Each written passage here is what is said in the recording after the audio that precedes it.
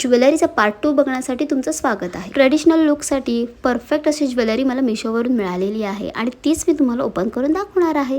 तर ह्या आहेत हिरव्या बांगड्या, काचेच्या आहेत आणि प्रीमियम क्वालिटी आहे। ह्याची डिझाइन मला एवढी जास्त आवडली ना की बस, ह्या घातल्यावर हिरव्या हिरव्या बांगड्या म्हणून डान्स करायची इच्छा झाली। तसं तर डान्स माझा फेवरेट आहे, पण सध्या बिझी शेड्यूल मध्ये डान्स करायला मिळतच नाही।